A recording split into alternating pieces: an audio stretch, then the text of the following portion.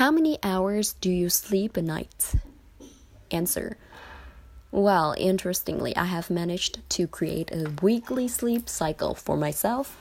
Being a workaholic, I stretch my work till late at nights, so every night I get around 4 hours of sleep. I do try to achieve deep sleep and proper REM cycles in those 4 hours. I use a sleep assistant app for that, which generates binaural beats that help me to get into deep sleep quickly and effectively. The app is Binaural Beats Meditation Brainwave Sleep, and it's on Google Play and App Store. Do you have an evening ritual to prepare your body and mind for sleep? Answer.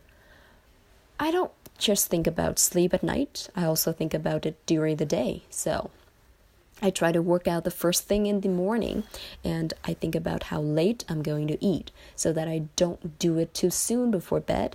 As much as possible, I try to reserve the most intellectually demanding tasks for the morning so that I don't have to do many complicated things in the evening. In this way, I'm always preparing myself to sleep well. Do you often have nightmares? Answer. I used to never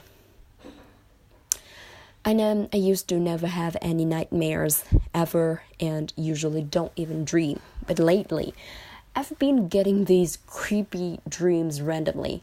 They're so intense that I keep waking up all the time, and when I go back to sleep, I start dreaming something else even more terrifying. They're usually fast-paced, anxious dreams, and I sweat like a pig. Why do we need sleep? Answer. Well, every organism on the planet sleeps in some fashion to some degree, even the basic fruit fly, I believe. What makes sleep so essential for our well-being comes down to 3 main things, I guess. Firstly, to save our energy. Secondly, to help ourselves recover. And thirdly, to help us process and understand our environment. How many hours should the average person sleep per night? Answer. I think 8 hours of sleep is a good baseline for most adults.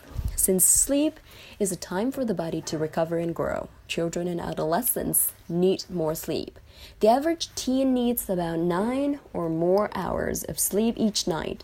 But that can be tricky for teens, because their natural body rhythms at that age make them want to stay up late and sleep in late.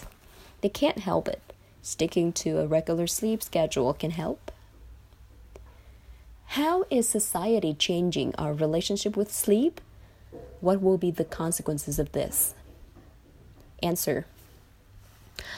Scientists have reported that over the past 50 years, we're sleeping a whole hour less per night than we did in the 1950s. That's a lot.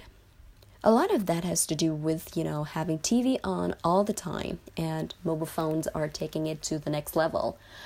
But I think the biggest issue right now is the lack of work-life balance. I'm an entrepreneur, so I feel like I'm basically always on. A lot of people have jobs where they're getting emails all hours a night, and there's no longer a 9-to-5 schedule. I think that's why meditation is so in vogue right now. But I actually think sleep is a more regenerative process than meditation. A lot of times people talk about doing meditation around midday. But for most people, I would recommend a quick power nap instead of a quick meditation. How does the workplace affect sleep? Answer. We're sleeping so poorly nowadays, and a lot of this has to do with stress in our environment and our external need to work all the time from a perspective. I think of sleep like the new workers' rights. We're being worked to the point that we're not sleeping, and it's having physical detriments on our health and well-being. People should be able to sleep like they're able to get health care. This also means making our work environments more conducive to sleep. For optimum productivity, we need around 8 hours of sleep, right? But that doesn't have to be in one go. Maybe I'll get a little less than that during the night, and then I'll take a 20 to 30 minute power nap at midday. There's a siesta for a reason. New Yorkers oftentimes try to pound through with, coffee and whatever, but giving in to our natural circadian rhythm during that afternoon lull might be a good thing. We weren't made to produce for 8 hours straight. When is the best time to go to sleep and wake up? Answer. Well, everybody has a natural system, everybody has a natural rhythm, which is our, circadian rhythm, and combined with the factor of how long you've been awake will govern when it's time to go to sleep. The key is to listen to your body and give your body the opportunity to get the sleep it needs. Even if you're sitting at home and watching TV at 9 p.m. and feel tired, at that point, you should get in bed and go to sleep. Why is sleep important for teenagers? Answer. Well, sleep is important for teenagers as well as anybody else for that matter, that it helps them, with their brain function, because sleep is really brain food. Your brain needs that food in order to be able to function well. It will affect every other aspect of their life if they're not getting enough sleep. How much sleep should a teenager get? Answer. From my vantage point, at different ages, people need different amounts of sleep. But it is recommended that teenagers ages between 14 and 17 get between 8 and 10 hours of sleep each night. For some teens, it might also be appropriate to get as little as 7 hours and as much as 11 hours of sleep. However, scientists do not recommend anything outside these sleep ranges because it starts into unhealthy levels of too little or too much sleep. In your opinion, what are the dangers associated with poor sleep? Answer. When you sleep poorly, there is almost nothing in your body that doesn't suffer. It affects your immune system, making you vulnerable to disease. For example, we know that not sleeping well carries a higher risk of diseases like cancer and Alzheimer's.